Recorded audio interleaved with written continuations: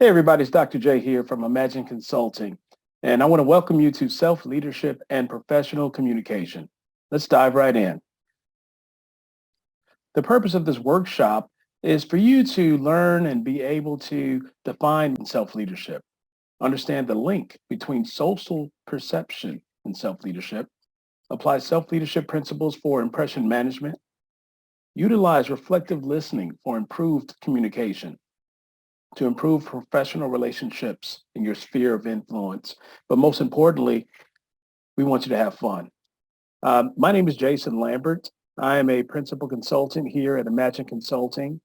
I also work as a business professor at a state university in Texas, where I teach and conduct research in the College of Business. And most of my research is primarily surrounds organizational behavior and diversity, equity, inclusion. In OB, topics such as motivation, leadership, impression management, and underneath the umbrella of diversity, equity, inclusion, or DEI, I examine mostly the experiences of women and as tokens at work, in the workplace, and also practices in recruitment and selection and how they impact minoritized employees and job applicants. I earned my PhD from the University of Texas at Arlington with a concentration in management with an emphasis in human resources as part of my business degree. And also have certifications and certificates that reflect DEI in the workplace and also things such as inclusive curriculum design and also inclusive pedagogy. I've had about 10 years, more than 10 years as a DEI researcher, trainer, and educator, and also more than 5 years working in with organizations, guiding their culture, helping them to shape their culture. And I've also worked as a professor in higher education since 2012.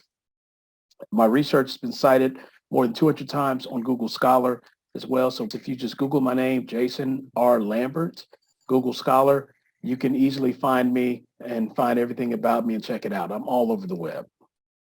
So let's start by talking about self-leadership and impression management. And I want to ask you, what words come to mind when you hear the term leadership? Think about that for a moment. And feel free to pause the video if you're in a group and want to have a group discussion around this and share your ideas.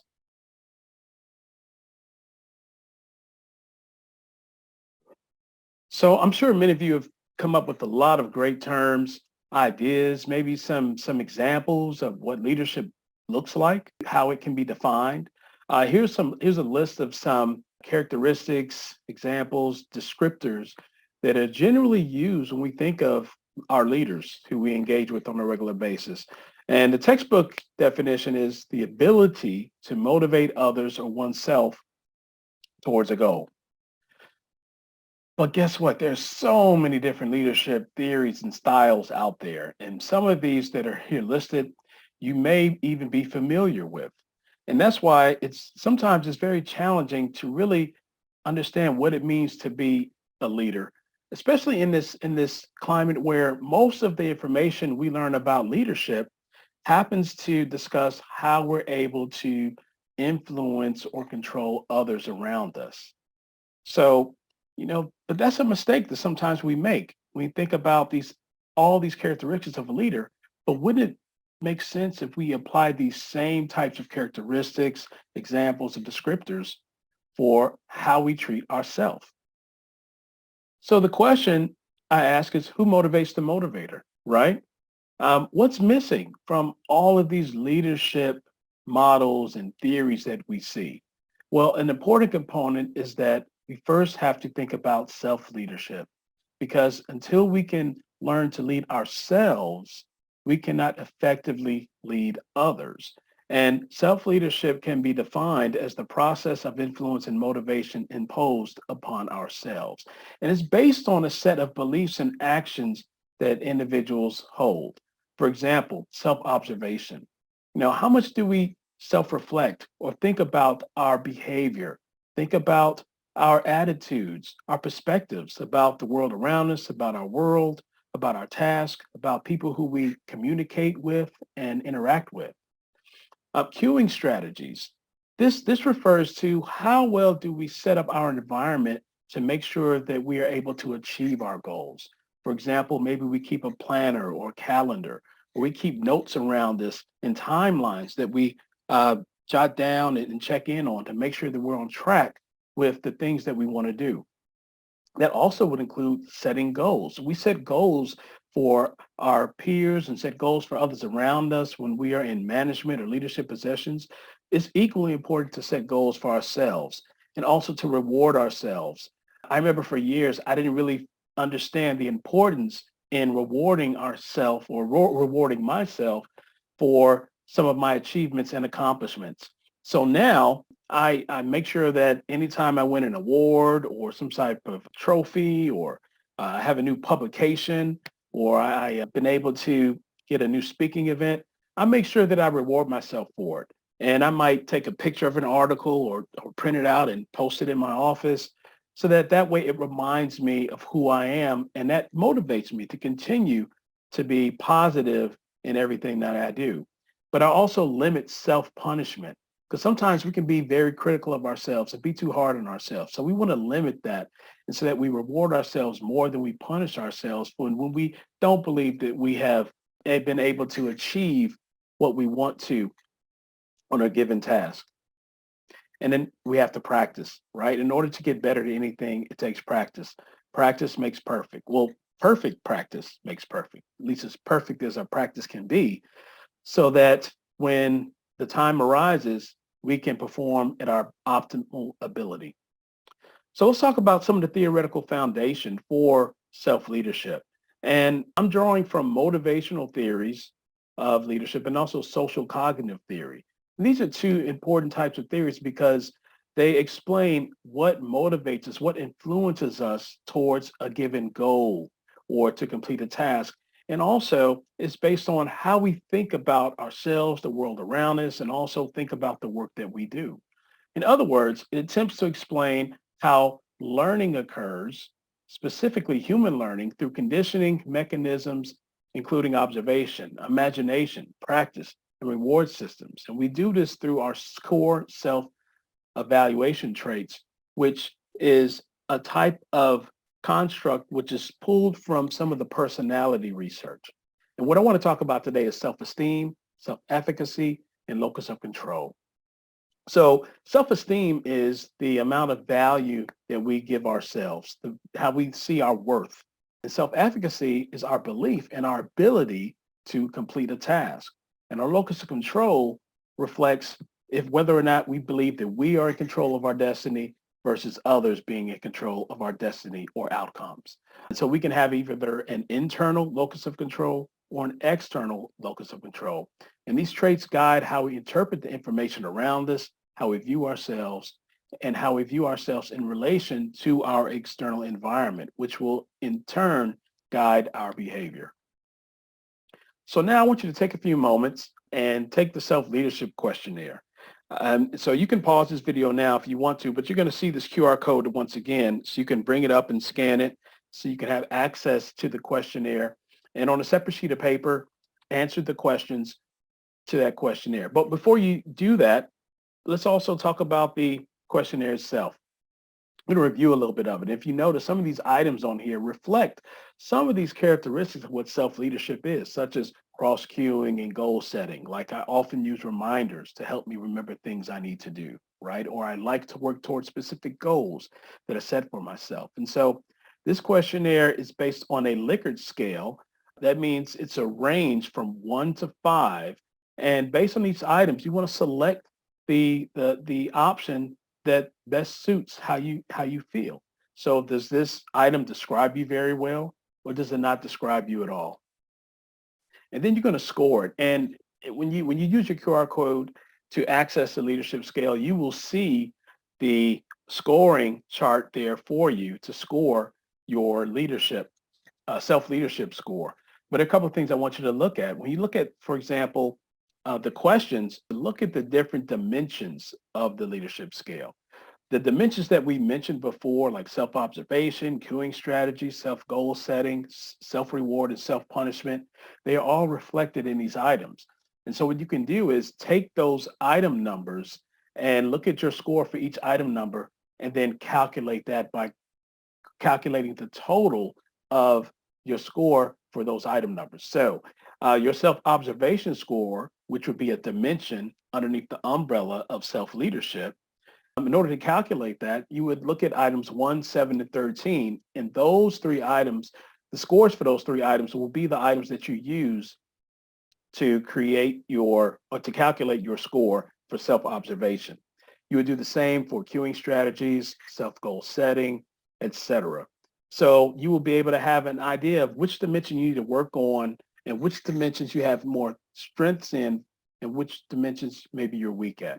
So you might calculate your score and find that you have a high score in self-goal setting, but maybe there's some work that needs to be done with your queuing strategies. And so after you do that, you can create a total score. If you look at item X here that's on the screen, but make sure that you do not include self-punishment, because self-punishment, as we said, is actually a negative characteristics that we want to avoid and that we want to mitigate.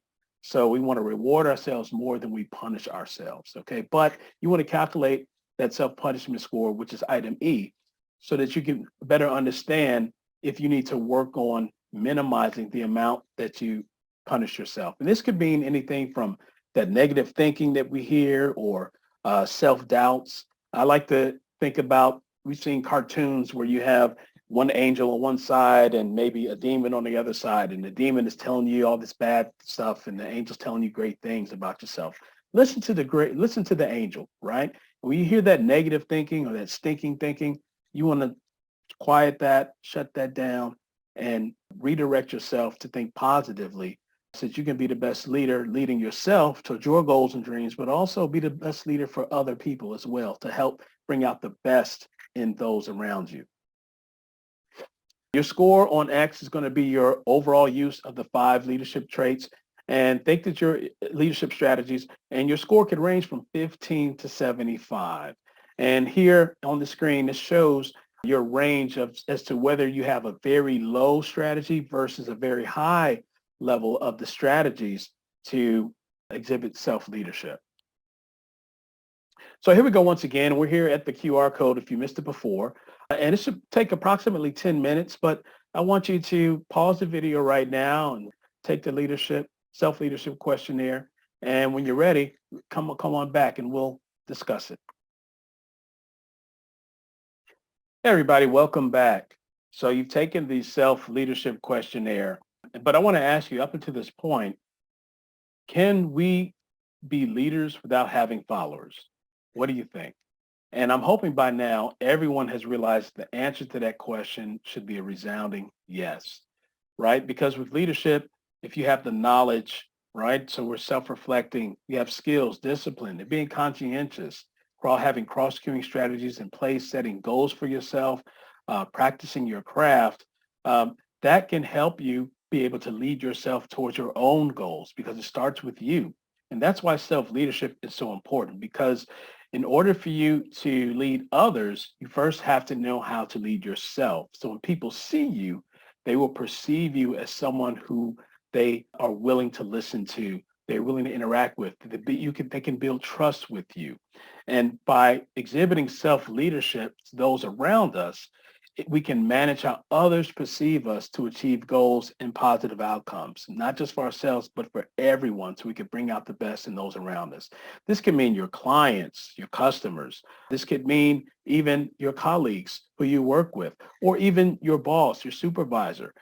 This is known as managing up, so that now they also look to you for your expertise in certain areas as well, so that you and your boss can work as a team. So let's talk about the model of social perception, because now we've discussed what self-leadership is, but how do we share our self-leadership in a way so that others perceive us in the way that we wish to be perceived? And as an example of what I mean and why it's important to understand social perception is, by show of hands, I want you to tell me if you can see the cube. Does it look like it's facing towards you, right and down, or left and up?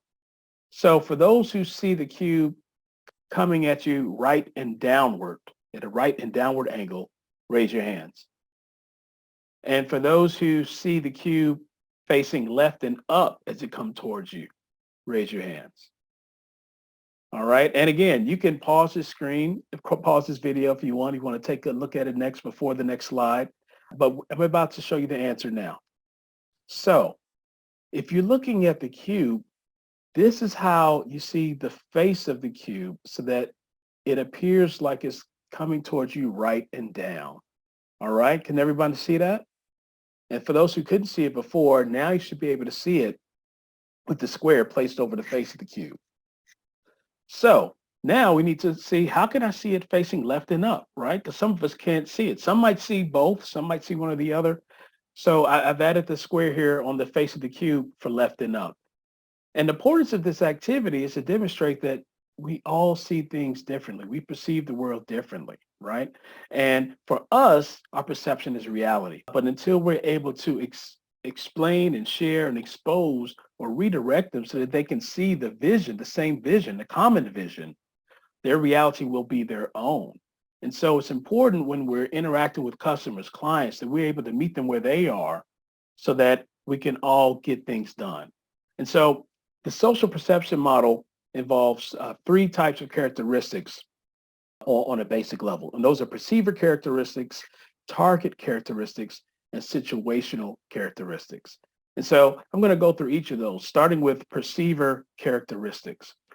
Perceiver characteristics include the familiarity with the target, right? So when we say perceiver, first of all, perceiver refers to the person who is receiving the information, the one who is trying to interpret the information. And this could be you're interpreting a song you're listening to. You could be receiving information in a conversation from someone. You could be interpreting your environment around you, okay?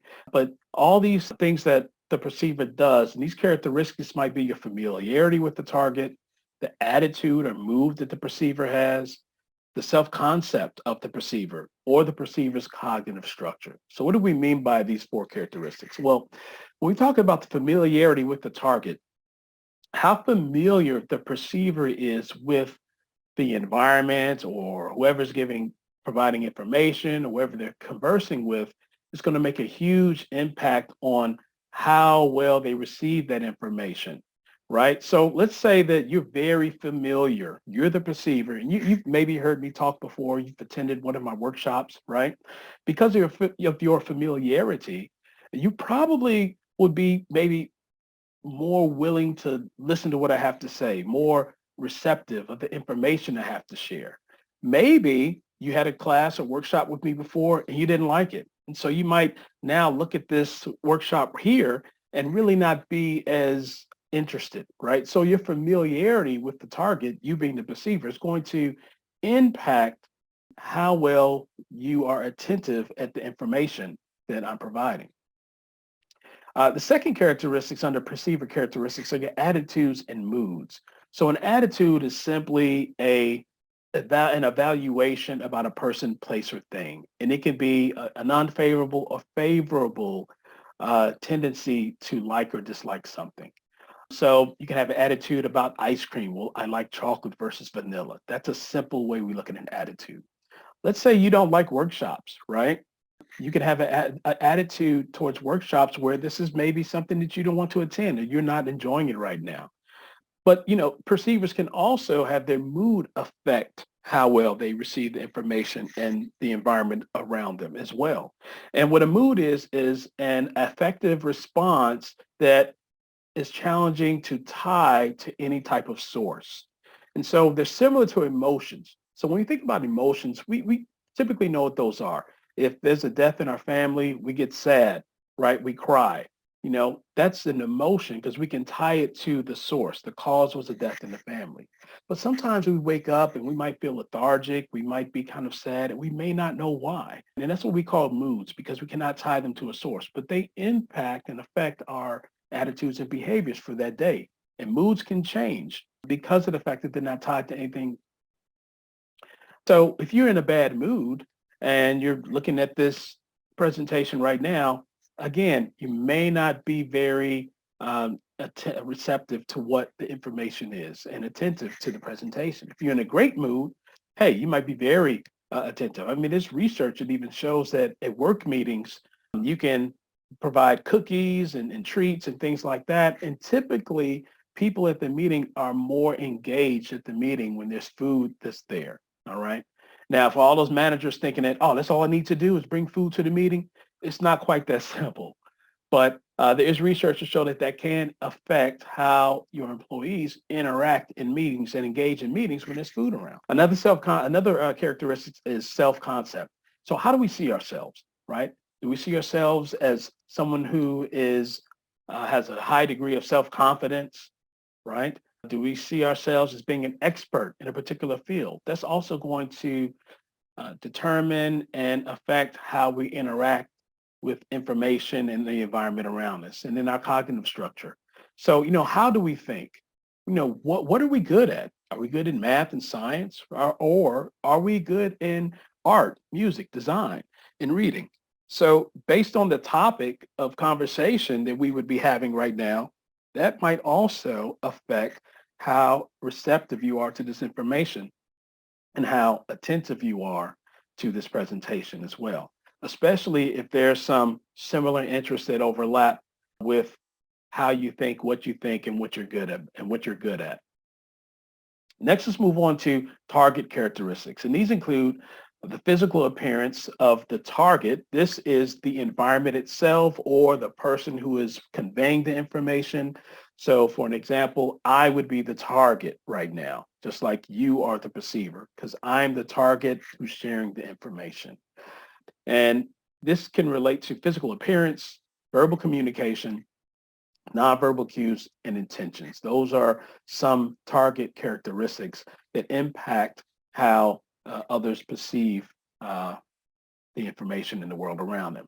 So let's talk about physical appearance. And let's say that instead of Jason Lambert giving this presentation, it was Salma Hayek giving this presentation. Wow. Or Michael B. Jordan or Idris Elba. These are celebrities I believe most of us might recognize.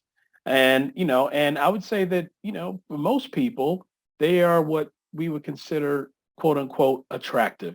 In this research, it also discusses about how the symmetry of people's faces is deemed more attractive when it's more symmetrical versus asymmetrical. So there are these minor things that our brain picks up on that we don't consciously are aware of that might determine how we think someone appears physically. And these physical appearance characteristics are tied to a lot of positive outcomes, especially in the workplace. And so sometimes these things matter. Sometimes they matter. And so I bet if I was Idris Elba or Salma Hayek up here, all eyes would be on me, right? You may not even pay attention to the presentation. You're trying to see what I look like. So target characteristics are an important characteristic that determines our perception. Next is verbal communication. How well we talk. Do we have an accent or not? How strong is our accent? What is our communication style? These things also determine how receptive or how the information will be and how attentive someone will be towards the presentation. So imagine if I sounded like Morgan Freeman. Morgan Freeman is like, he's played the voice of God in movies, right? So it's Morgan Freeman. When Morgan Freeman talks, people listen because he has just a very unique voice that everyone recognizes with the way he talks, his cadence, so many different characteristics of how he speaks. So verbal communication makes a huge difference in how well people will respond or react to their environment or to the person who's talking, to the target.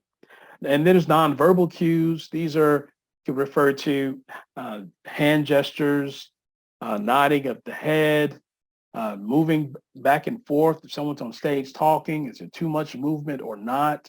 All these things also might serve as a distraction, or they might even pull your audience in, make them more interested if you are a target, if you're using a lot of nonverbal cues, depending on the perceived characteristics.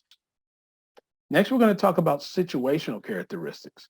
And this is the social context of the interaction. Like what is the reason for this meeting? what is the reason for this workshop, for example? Are we here to have fun or are we here to learn? If we're here to have fun, there might be a different degree of interaction compared to if we're here to learn something. And also the strength of situational cues makes a difference. For example, if we were to present this workshop in a club, when there's music pumping and everything, people are dancing, you're probably not going to pay attention to anything I have to say, right? The social context is different and your situational cues, where we have a music playing, it's in a club atmosphere. These are the situational cues. They signal to you that, you know what, this is not that serious. I can relax a bit and have fun. Versus if we're in a classroom setting, it's a totally different social context. The situational cues are stronger to influence you to pay attention, to influence you to be open to learning, right? And so this also matters. There's research that shows that companies, for example, that remove their cubicles relates to more interaction between their employees, which they found can lead to creativity and innovation. There's anecdotal evidence that suggests when groups and teams have meetings, instead of meeting with someone at the head of the audience or head of the room or boardroom, to meet in a circle where everyone kind of feels vulnerable and open, but everyone is also on the same playing field and made to feel equal. And that leads to individuals more willing to talk and speak up and share their ideas. And so that's an example of how situational cues can impact the environment and impact how individuals interact in that environment. Now that we've talked about the social perception model, it's important to understand how that relates to first impressions, because first impressions do matter. Whether you are meeting a client or customer for the first time, your boss, you're in an interview, your employees, your peers, colleagues, there's this thing known as this concept known as first impression bias error, where people tend to evaluate you based on their first impression of you, irrespective subsequent encounters. So first impressions are important. And understanding the social perception model allows us to have a better understanding of how we can make great first impressions with our customers, clients, and those who we work with. There's a book called Presence by Dr. Amy Cuddy, and talks about some important strategies or tactics that can be used in order to make a good first impression, in order to build self-confidence and also influence those around us. And some of the two constructs that she talked about was that when we first meet someone, it's important for us to display warmth and competence. This is what strangers look for when they meet someone new. And when we talk about warmth, strangers ask the question of, should I trust you? And regarding competence, they'll ask the question, should I respect you? Right? And so if you're warm, then there's trust built and there's a connection made. And if there's competence, then they know that they can listen to you, that you're an expert and they have reason to listen to your advice. Okay. So I want to ask you though, when we look at warmth and competence, trust or respect and guidance, which do you think is most important? To be trusted or to be respected for what you know? And again, you can pause the video and take a tally of everyone's choices.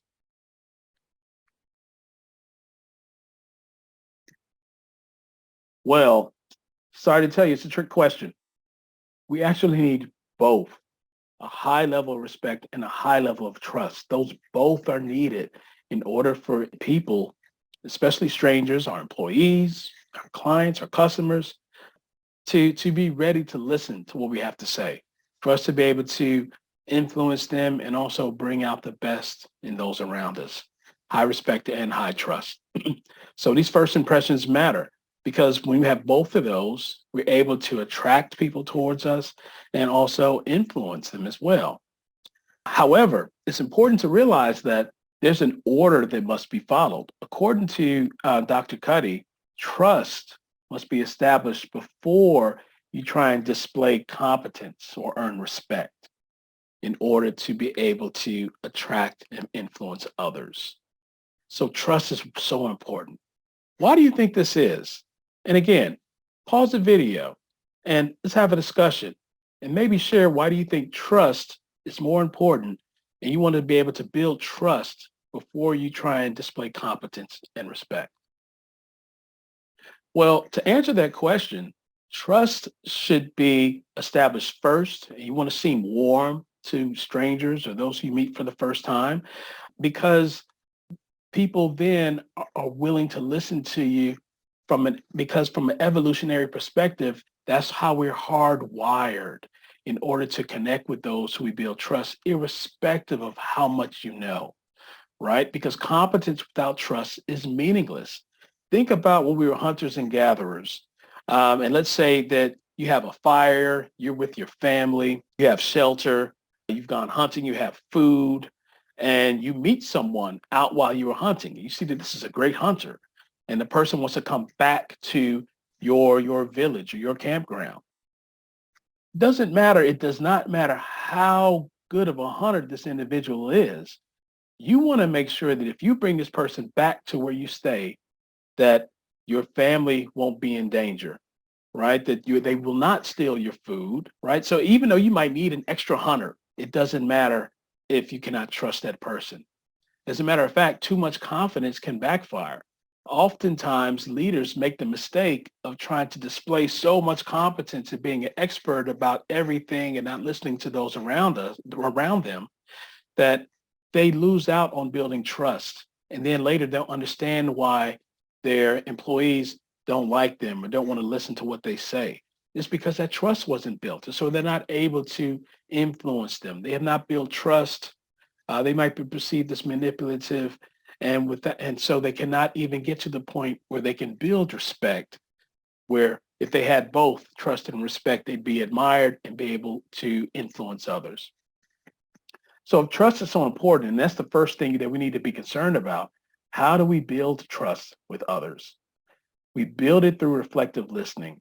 It's a style of communication that allows us to self-reflect and also understand the underlying meaning of what's being communicated to us by someone else. So let's talk about reflective listening and how it improves our communication. Reflective listening is a skill of listening carefully to another person and repeating it back to the speaker. Okay. So in this example here, you see this cartoon. It says this complex process needs to be divided to be understood. And then the receiver in this communication exchange replies, what I heard you say was, we will understand the process better if we break it into steps.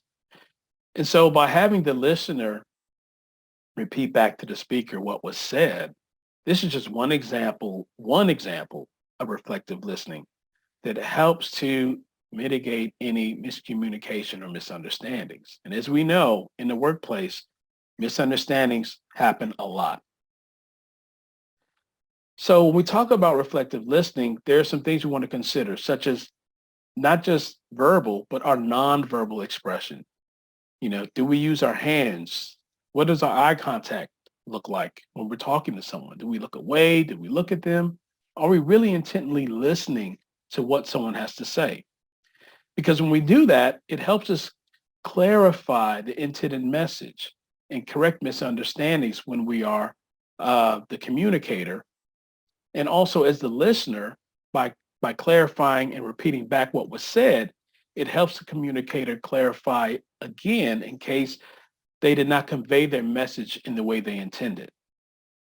Reflective listening emphasizes the role of the receiver. That means the listener. And so it emphasizes when it's your turn to be the listener or be receiving the information, that you are able to wholly absorb all the information, the verbal and nonverbal, coming from the communicator. Because it clarifies the message and corrects misunderstandings, and it also builds trust because both parties feel that they are really being heard. Individuals are more willing to share, more willing to be vulnerable. so that it could be useful in problem solving as well. The personal elements of the communication process are what's key, because sometimes we say things or people say things to us, but there's also a hidden message underneath it that could be tied to an event that happened 2, 3 days ago, right? My wife and I, we might get into an argument because I left the cabinet door open or I left the seat up, but that's not really what she's upset about. She might be upset because of something else that I did, or maybe something happened at work. She had a bad day and she wants to talk to me about it. And that's how she expressed herself. As human beings, that's what we do sometimes. By using reflective listening, by able to clarify the message, it allows us to mitigate any misunderstandings because we can get to the root of the source of why the communication started and what it's about. We're able to experience and perceive the feelings communicated in the message when we engage in reflective listening. And because we are listening very well and we pause and we're looking at body language, we're able to come up with rational and considerate responses because we allow time to untie the emotion away from our response, especially when we're having difficult conversations.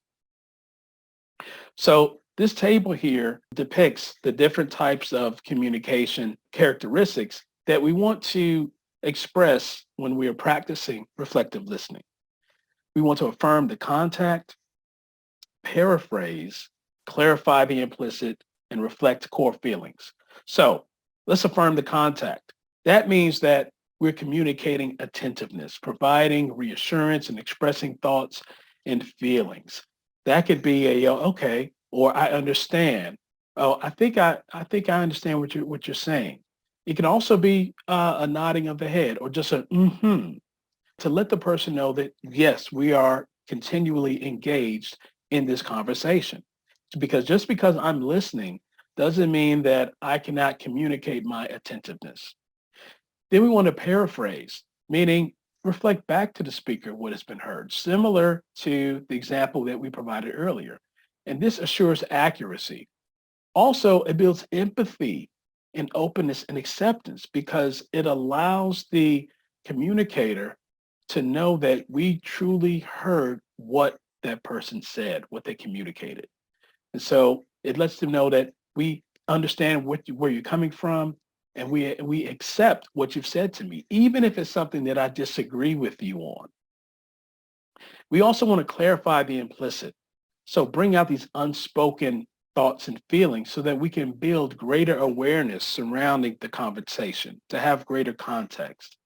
For example, like I said before, if you get in an argument with someone like me and an argument with a friend or spouse, sometimes what's verbally expressed is not really what they mean to express. And so you might want to say, okay, well, what I hear you saying is this.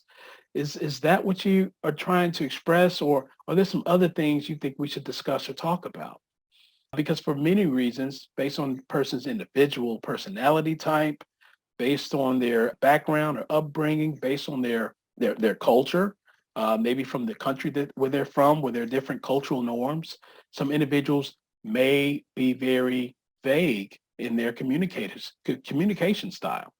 And so this allows an opportunity to clarify what's not being spoken and then reflect core feelings.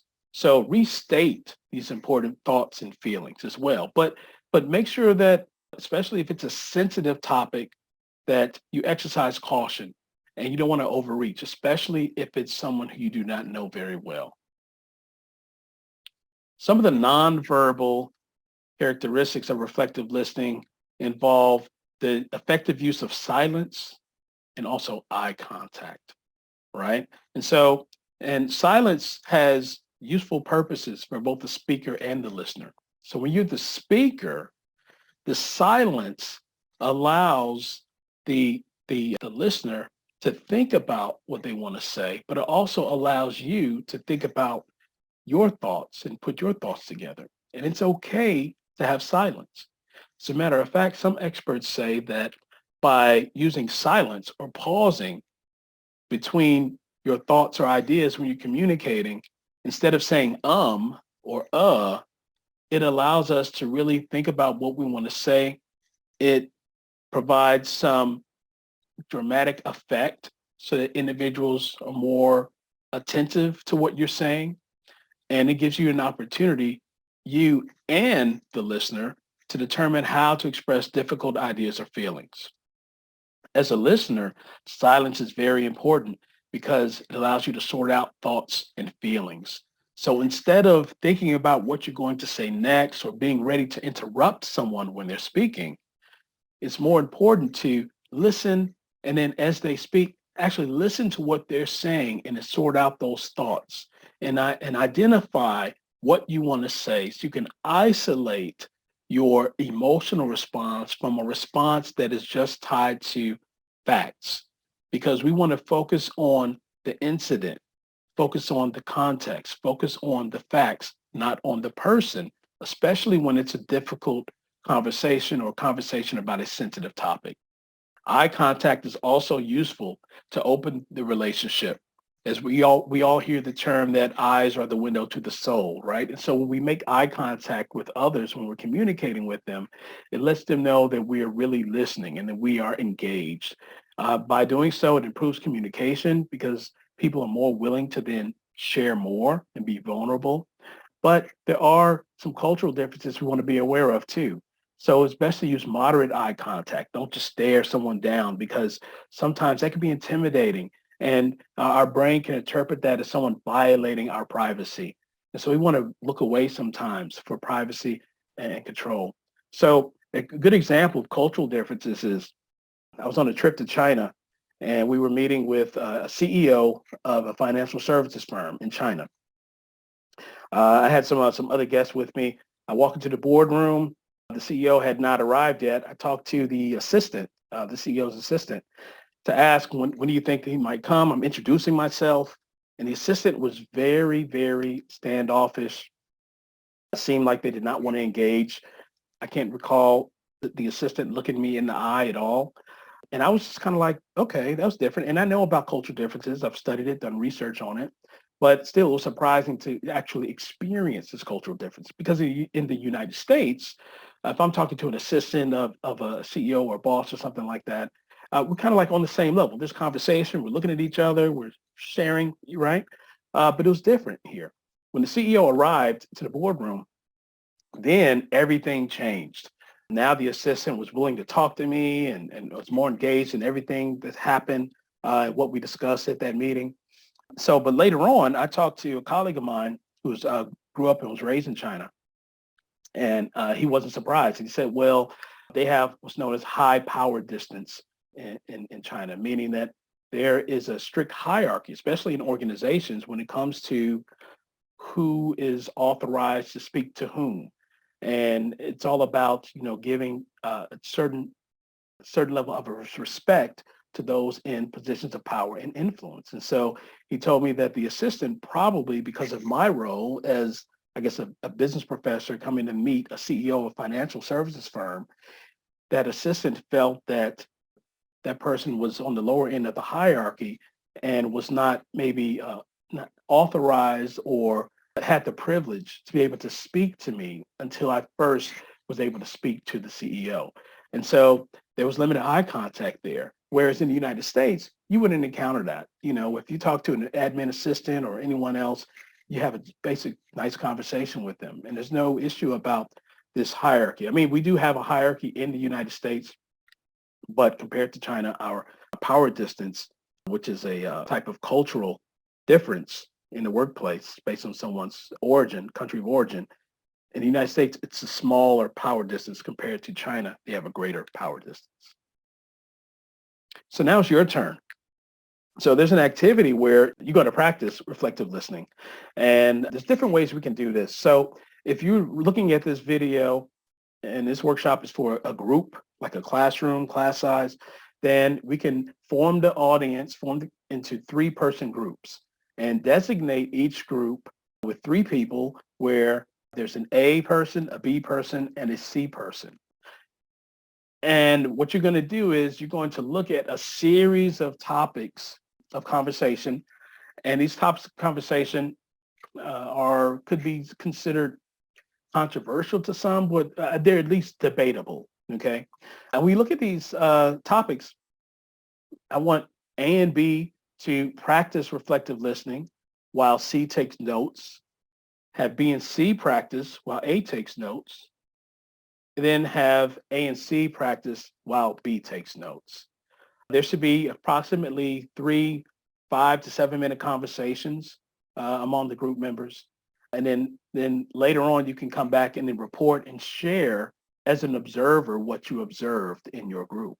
But if you're not in a classroom and maybe you're just home alone, I encourage you to find someone, find a partner somewhere and let them know what this activity is about. And you'll get those instructions on the next slide.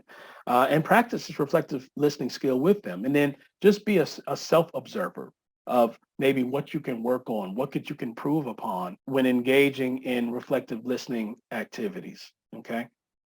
So here is the QR code that should take you to this activity for the reflective listening challenge. All you have to do is use the QR code. It'll take you there, and on a separate sheet of paper, you can begin to take down notes. Also, if you use your QR code, this will direct you to, if you scroll all the way down to that activity, you will see a list of different topics that you can debate. I think my favorite one is LeBron versus Jordan. You know, which one is the GOAT? There's also one with Kobe Bryant in there too. I'm not going to tell you what I think. Go ahead and use the QR code and you have that debate, okay? All right, and here's a good time now for you to pause the video so that you can conduct that activity. And feel free to rewind it too if you want to go back at the other slides to remind yourself of what are some of those reflective listening tactics, such as affirming the contact, right? That could be a head nod, that could be hand gestures. Make sure you use these tactics in your reflective listening. And when you're observing, make sure you're looking to see if both parties in those conversations are doing that. And if it's just two of you, same thing. Both of you all just observe each other and share your feedback with one another. All right. You can pause this now and I'll see you in a minute. Welcome back. I hope that was fun. I hope you picked a nice debatable topic so it could be fun. I'm hoping everyone was civil. That's the whole point of this reflective listening exercise, because all of our interactions are not going to be how we want them to be. We're not going to encounter everyone who agrees with us. Human beings, we're all individuals. We have our own attitudes, perspectives, and beliefs. But the most important thing is that we respect one another when we are conversing, because we are all human. So based on your observations, I want you to think about these questions. And if you are in a classroom, now is a good time for you to discuss these and maybe pick a facilitator who can go through each of these questions with you. How did each person affirm the contact and paraphrase what was expressed by the communicator? Was it done? What type of nonverbal communication did you notice? Did either the listener or the communicator become visibly angry or upset during the discussion? What were some of the biggest challenges for the listeners in the controversial communication? What about for the communicator? And what are the most important skill improvements that the listener and communicator could have made to improve the quality of understanding that's achieved through the communication process? So I hope you had a lot of fun with this, and pause the video right now and pick a facilitator and have your discussion. Or if it's just you who's watching this video, take out pen and paper, and it's a good time for some self-reflection to talk with your partner, if there were just two of you, to have a better understanding of what you can do to improve the quality of your communication process. You can pause the video now.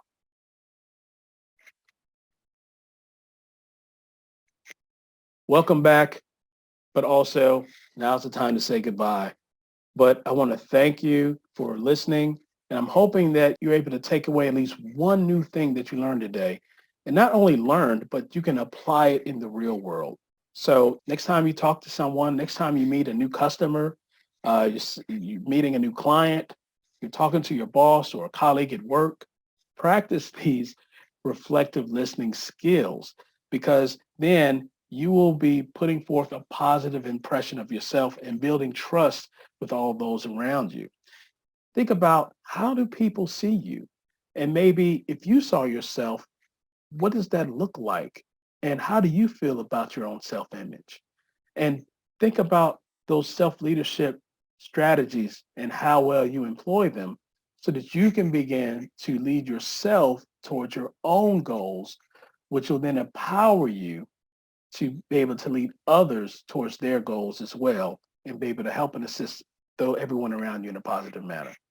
Thank you for your time. If you have any questions, feel free to email us at imagicconsultingllc@gmail.com, or you can visit us on Facebook, on LinkedIn, or visit our website.